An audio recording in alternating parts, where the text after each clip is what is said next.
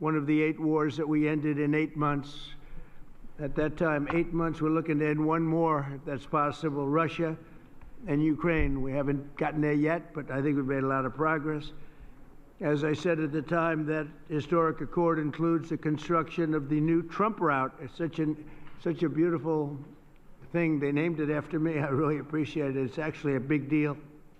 But it's the new Trump route for international peace. This is a road that's being carved and goes through some of the most important places anywhere in the world, some of the most important places economically also anywhere in the world, which will boost commercial activity on the other side of the Caspian Sea, helping nations throughout Central Asia.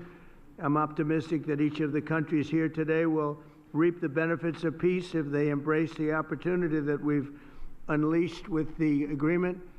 Some of the countries we're talking about and some of the countries represented here are going to be joining the Abraham Accords, and that those announcements will be made over the next little while. The Abraham Accords are very sought after right now. We're going to be announcing some very important countries that are joining, and for Jared and for Steve Witkoff, we appreciate the great job you've done this evening. I'm also delighted to report that Kazakhstan has officially agreed, and that's official now, as of about 15 minutes ago. A tremendous country with a tremendous leader has officially joined the Abraham Accords. And I just want to thank you, Mr. President. It's a great honor. It's a tremendous honor to have you. Really great. Once again, I'm grateful that each of these respected leaders has made the trip to Washington, and I'm delighted to continue our conversation over dinner. We're going to have a little working dinner, short one. They've been flying a long way. It's a long flight, but we're going to have a quick but very fruitful dinner. I want to thank the media. You've covered it very fairly, and it's really a great honor to be with these incredible leaders. These are highly respected people, and there's no games. They don't play games. I want to tell you that. I wanted to hear if you have an update on the Russian oil sanctions. We're seeing reports that the exports are way down.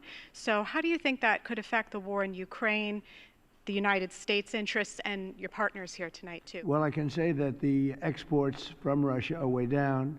We'd just like to see an end to the war. We'd love to see an end to that war. So many people are being killed. A lot of Russian soldiers are being killed. So we think at some point they're going to get very smart and they're going to do that. So, yeah, the Russian exports are substantially down. What is your Trump's doctrine on foreign policy, is in particular related to South and Central Asia and China? Well, look, we had a tremendous meeting, as you know, with President Xi in China. And my doctrine would be denuclearization, because we have enough nuclear. We're number one, Russia's number two, China's number three, way behind, but they'll be even in 4 or 5 years. They're, working overtime on nuclear weapons. I think that denuclearization would be a great thing. We could blow up the world 150 times. There's no need for this. So I really think we're going to have, I've spoken to President Putin about it. I've spoken to President Xi about it. And everybody would like to spend all of that money on other things, people that really, things that can benefit people now. So I think something like that could happen, the denuclearization. It's really, I want peace through strength, but we want peace all over the world, and we're very close to getting it. We had a lot of wars raging that people didn't know about. Now they're not raging anymore. We have one left, and we're going to hopefully get that taken care of. Yes, sir, go ahead. Do you have an update on how soon that international stability force may be on the ground in Gaza?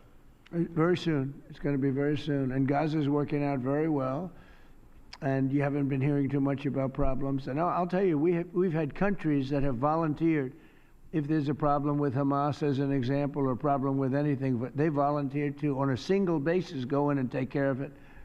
We have very powerful countries in this coalition. And it's not, this is because I've heard some of the press saying, well, it's a very tentative, or it's not tentative. This is a very strong peace. This is peace in the Middle East. Hamas is a very small part of it, very, very small part. And if they don't do as they said, if they don't behave, then they've got themselves a big problem, a really big problem, like they've never had. But so far, it seems to be working out very well. But that's a very small part of what we're talking about. That's a part of Gaza. You're going to have a very, I think we can say, Marco, we have a very strong peace. This is a strong peace. We have many countries involved in the Middle East. Essentially, these countries are all involved. They want to see peace in the Middle East. And Marco, what would you say about that? No, I think that's right, Mr. President, and you deserve a tremendous amount of credit for making that possible. And now I think the only reason why it's going to continue to happen is because of the President's role in this. So there's work being done at the United Nations now to come up with a resolution that creates the framework internationally so that these countries who are all volunteering, as you know, Mr. President, to be a part of the stabilization force can come aboard. But they need this UN mandate in order to be able to do it. And we've made a lot of progress over the last few days. And, you know, Jared Kushner and Steve Woodcock have been working very hard on that. And today was a good day on that front. Okay. Yeah, go ahead, please. Fox. Will you discuss the Abraham Accords when you meet with the president of Syria? Well, we're going to meet, and I think he's doing a very good job. It's a tough neighborhood, and he's a tough guy. But I got along with him very well, and a lot of progress has been made with Syria. That's a tough one, but a lot of progress has been made. You know, we took the sanctions off at the request of Turkey, at the request of actually Israel, at the request of a few different countries, and we took the sanctions off to give them a chance.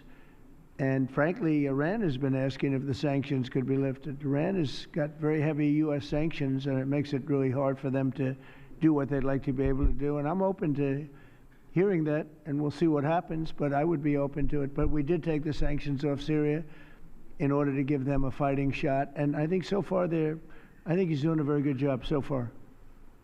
Fox? Mr. President, a federal judge said tonight that the administration has to fully fund SNAP. It's the latest in the back and forth, and the Justice Department said they're going to appeal it. What's your message to folks as they work this out in the courts and in Congress as we're heading into Thanksgiving? You want to go with it? Yeah, look, Jackie, it's an absurd ruling because you have a federal judge effectively telling us what we have to do in the midst of a Democrat government shutdown, which what we'd like to do is for the Democrats to open up the government. Of course, then we can fund SNAP, and we can also do a lot of other good things for the American people. But in the midst of a shutdown, we can't have a federal court telling the president how he has to triage the situation. We're trying to keep as much turned on.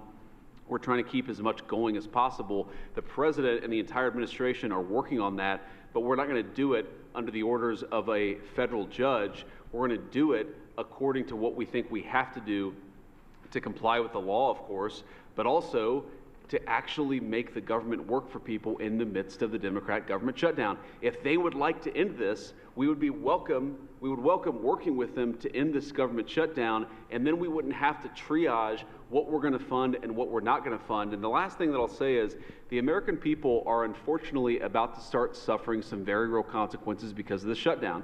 In the past, when you had a government shutdown, you would have under the Obama administration, they would lean into all of the problems it was going to cause for the American people at the beginning of the shutdown. The president has told us to keep as much going as humanly possible, but after 30 days of this thing, 40 days of this thing, you're going to start seeing very real travel delays. That's because the Democrat government shut down. You're going to start seeing SNAP benefits run out. That's because the Democrat government shut down. They should stop this charade and open up the government. That's what we want them to do. We've been asking them to do it for 40 days. It's time.